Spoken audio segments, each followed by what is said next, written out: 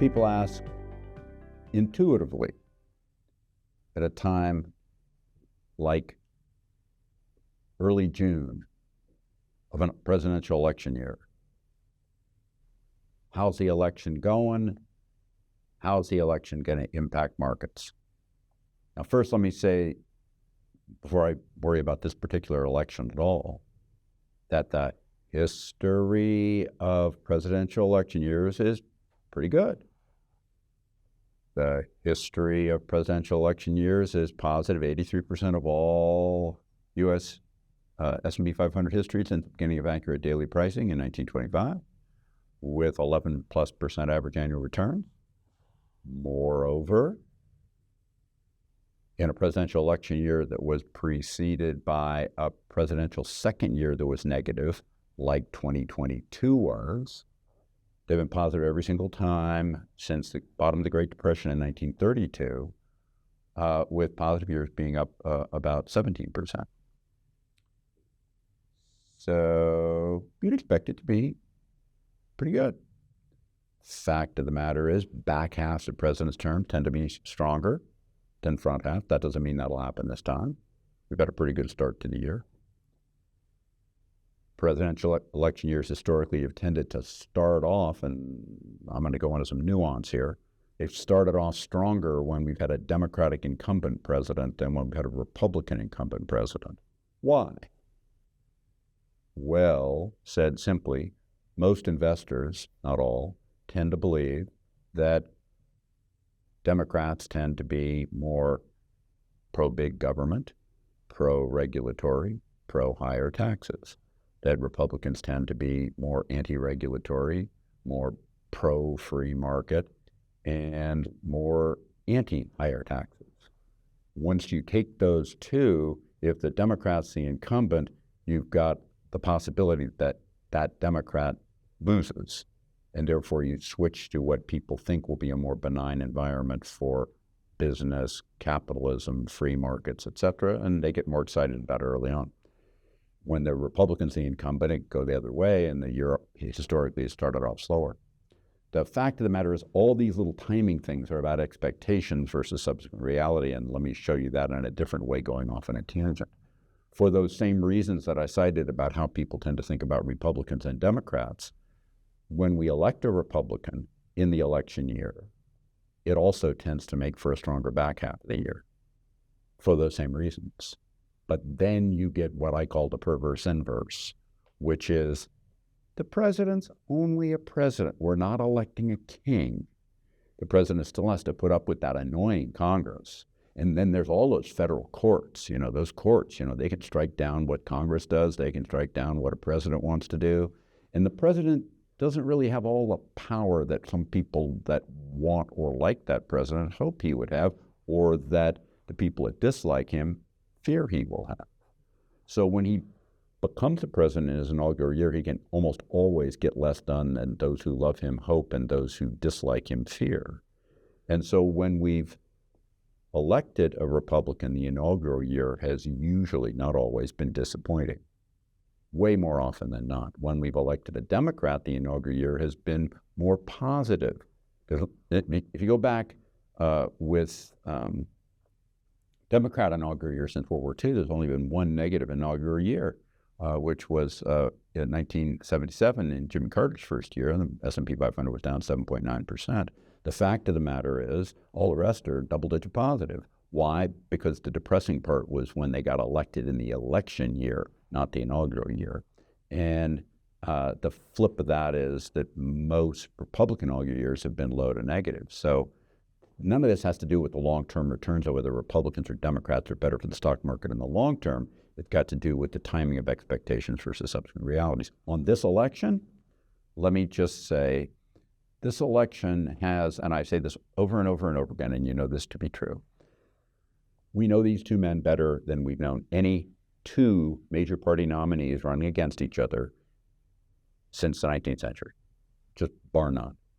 Always otherwise, we have one incumbent and a challenger, or two challengers, and we don't know the challenger nearly as well as we know someone who we have lived with as president. Both of these men are largely disliked by the opposition party, and you know that to be true. And it's hard for us to find anything new about them that really changes our mind. So the polling, if you look at polling, the polling doesn't really fluctuate very much with these two men. So therefore, it should be a close election. You take all the stuff that's said about it, and I'm not going to say any of this stuff because whatever I say, somebody thinks it makes me biased toward this one or biased toward that one. I learned a long time ago I got to eliminate my bias when I think about markets. I got my own biases, but I got to eliminate when I think about markets. The fact is, you've had a ton of negative things and positive things that you can say about both these men, and none of them seem to change polling numbers very much. For polling, I encourage you to look at two sites. One, of course, is the polling data that you can get at realclearpolitics.com. In the upper right of the homepage at realclearpolitics.com, you can see the macro polling numbers, but then if you click on there, you can go down through national, you can go down through a five-way race with subordinate party polling, and you can go down to the key swing states where the race will be determined. This race will be determined in just basically 6-7 states. And, those being Nevada, Arizona, Wisconsin, Michigan, Pennsylvania, Georgia. If the Democrats did really well, maybe it could ripple into North Carolina. Probably not. So it's really those 6 states that are the most key. But when we think about this, the polling doesn't fluctuate much. It's going to be pretty close. More likely, the outcome is heavily determined at the end by which side is more effective at getting its voters to go out and vote. If I was making a bet at mid-year, I would say that Donald Trump gets elected. Why? Simply because he's ahead in just all the swing states at this point in time. And some of them he's ahead in fairly overwhelmingly. I encourage you also to look at a website called 270 to Win. 270 to Win is an amazing website that's new this cycle that you would not be familiar with if you're not kind of into the inside baseball of all this stuff. And 270 to Win, like the number 270, and then win, it's like it's one word, 270 to win. 270, of course, is the number of electoral college votes you need to win the presidency. And it gives you a breakdown with all the states, how they're leaning. You can just simply by clicking on the states, change their status from lean heavily Republican to lean light Republican to toss up to lean light Democrat to lean heavy Democrat. And in doing so, you can actually see how if things changed in this state, that state, and the other state, that would change the electoral college vote. As we start right now, today, if you look at the way things are, President Trump is ahead in electoral college lead. He's got basically 235 electoral college votes locked up, which means that he's got to get another 35 to win the presidency. Numbers game. So then if you look at the swing states, you go down further in 270 and you can see all the swing states, and you can see there's a place you can click on down off the homepage where you can see all the different matchups within those swing states that let President Biden or President Trump win this election. And just to make a long story short, to put into perspective for you in a way that I haven't seen anybody say in media, but it's simply true, the two key swing states are Pennsylvania and Georgia. As we sit today, if Donald Trump wins those two, he's got the presidency. President Biden has to win one of them.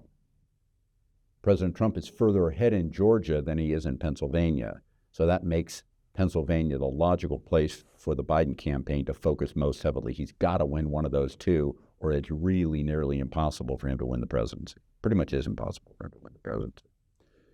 Because if he can't win Pennsylvania, he'll surely lose one of the several other states where Trump is way ahead. Nevada, maybe.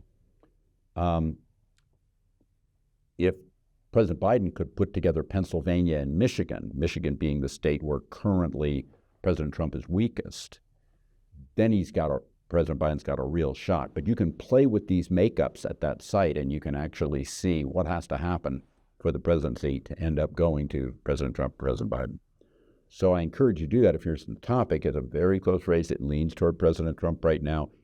Polling numbers probably don't change much. you probably get an outcome that is heavily determined by which side, Republican or Democrat, is more successful at getting their voters to turn out in those swing states. What happened in places like California and Texas, where I live, they don't really matter. I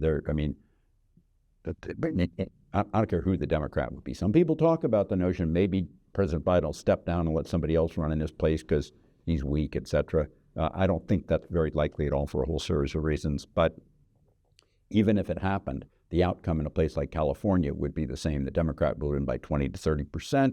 In Texas, the Republican would win by 6 to 12%. There's these states that are Republican or they're Democrat. It's the 6 states that I talked about. And if the Democrats did really well, maybe North Carolina, that are going to determine the presidency. That's where the focus would be. That's where you should focus if you're interested in trying to stay abreast of all this. And thank you for listening to me, and I hope you found this useful. Subscribe to the Fisher Investment YouTube channel if you like what you've seen. Click the bell to be notified as soon as we publish new videos.